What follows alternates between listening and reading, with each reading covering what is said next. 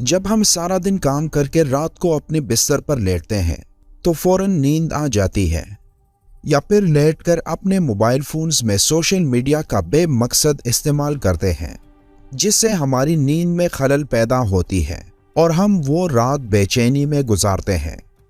ہم مسلمانوں کے لیے یہ ضروری ہے کہ سوتے وقت اللہ کا نام پڑھ کر سوئیں، اور جب ہم قرآن پاک کی سب سے طاقتور آیت یعنی آیت الکرسی پڑھ کر سوتے ہیں تو اللہ ہماری حفاظت کے لیے ایک فرشتہ بھیجتا ہے جو برے خوابوں اور تمام برائیوں سے پوری رات ہماری حفاظت کرتا ہے، اور ہم پوری رات اللہ کی حفاظت میں سکون کی نیند سوتے ہیں۔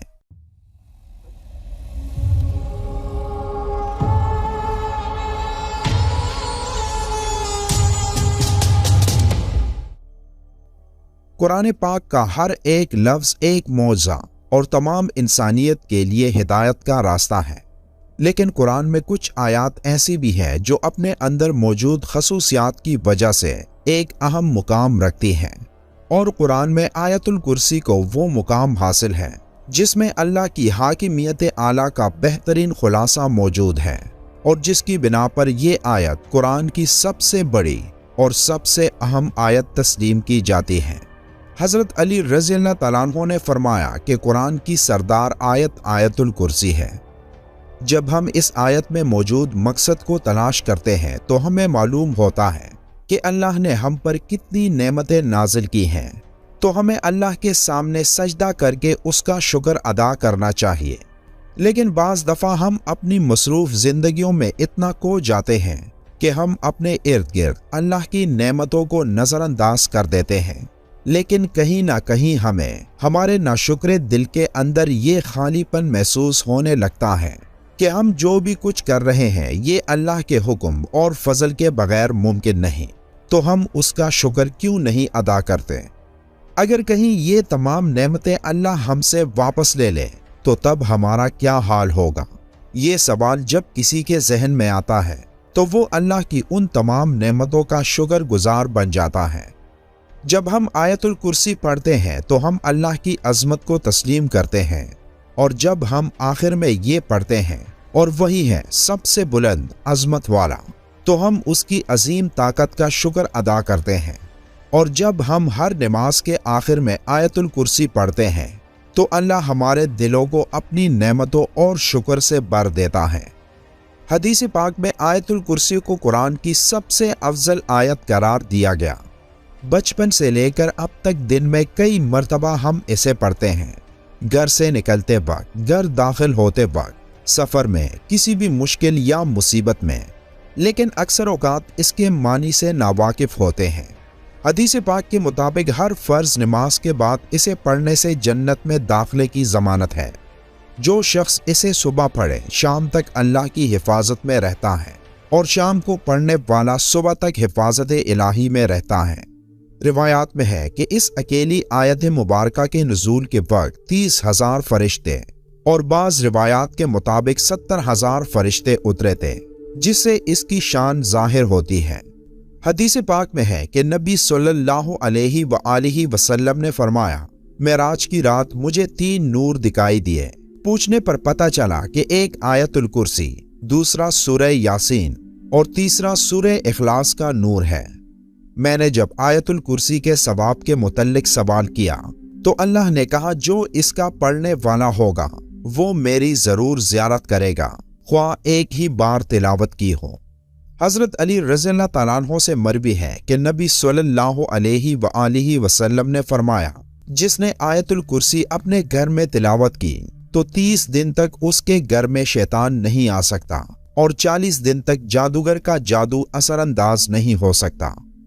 آیت الکرسی کی پہلی آیت کا اختتام اللہ کے 2 خوبصورت ناموں پر ہوتا ہے، یعنی الحی اور القیوم، یعنی وہ ذات جو خود اپنے بل پر قائم اور سب کو قائم رکھنے والی اور سب کو سنبھالنے والی ہو۔ اب حیرت انگیز بات یہ ہے کہ اس پہلی آیت کے پہلے جملے کا اس آیت کے آخری جملے کے ساتھ ایک گہرا تعلق ہے۔ اس آیت کے آخری جملے میں پھر سے اللہ کے 2 نام آئے ہیں جو اس طرح ہیں، اور وہی ہے سب سے بلند عظمت والا۔ اس آیت کے دوسرے جملے میں اللہ فرماتا ہے، نہ उसको ऊँग आती है और ना नींद। तमाम मखलूकात वक्त के साथ सुस्त पड़ जाते हैं, आराम मांगते हैं, नींद चाहते हैं, सोए बगैर रह नहीं सकते और नींद मौत की ही एक सूरत है। इसलिए इस आयत के इस हिस्से में जिक्र है कि वो ज़ात पाक, ज़मानो मकां का हाकिम, ताकत का सर चश्मा, हर लिहाज से मुकम्मल और चौकस अपनी मखलूकात के हर जर्रे से बाखबर है। अब इस आयत के 8वें जुमले में देखें कि अल्लाह क्या फरमा रहा है और उसे ज़मीन व आसमान की हिफाजत तकाती नहीं है। इस आयत का दूसरा जुमला असल में इसके 8वें जुमले के साथ कनेक्टेड है, जिसमें अल्लाह यही फरमाता है कि नींद और आराम उसकी पैदा करदा मखलूक के लिए है और अल्लाह ना सोता है और ना उसे ऊँग आती है। अब तीसरे जुमले में जिक्र है जो आसमानों में है और जो कुछ ज़मीनों में, सब कुछ उसी का है। इस बात को समझने से पहले हमें दो नामों को समझना होगा, एक है मालिक और दूसरा है मलिक।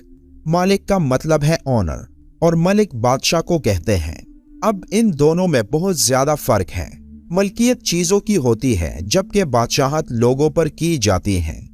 इस आयत में अल्लाह फरमाता है कि जो आसमानों में है और जो कुछ जमीन में है, सब कुछ उसी का है, यानी वो हर चीज का जो उसने पैदा किया उसका मालिक है।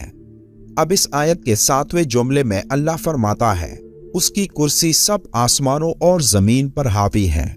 जब अल्लाह अपनी कुर्सी की बात कर रहा है तो मतलब कि वो अपनी बादशाहत की बात कर रहा है, इसलिए अल्लाह मालिक भी है और मलिक भी। फिर चौथे जुमले में अल्लाह का इरशाद है, कौन है जो उसके सामने उसकी इजाजत के बगैर किसी की सिफारिश कर सके। फिर छठे जुमले में फरमाता है और वो उसके इल्म में किसी भी शे का अहाता नहीं कर सकते मगर जितना वो चाहे।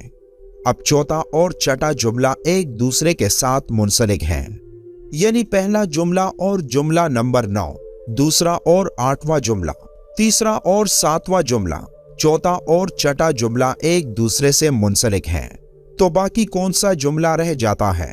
तो वो है जुमला नंबर 5, जिसमें अल्लाह फरमाता है अल्लाह जानता है जो उनसे पहले हो चुका है और जो उनके बाद होने वाला है। ये जुमला इस आयत के बिल्कुल दरमियान में है, जिससे पहले और जिसके बाद जो कुछ भी अल्लाह ने बयान फरमाया उसके बारे में इस 5वें जुमले में फरमाया कि वो सब जानता है और उससे कुछ भी छुपा नहीं। अब अल्लाह के सिवा ऐसा कौन कह सकता है? बेशक कुरान अल्लाह के अल्फाज है जिसकी एक एक आयत हमारे लिए हिदायत का रास्ता है। अल्लाह ताला हम सबको कुरान करीम समझकर पढ़ने वाला और इस पर अमल करने वाला बनाए, आमीन। वीडियो के आखिर में एक बार दुरूद शरीफ पढ़ना मत भूलिएगा। मिलते हैं एक और मालूमाती वीडियो में, तब तक के लिए अल्लाह हाफिज।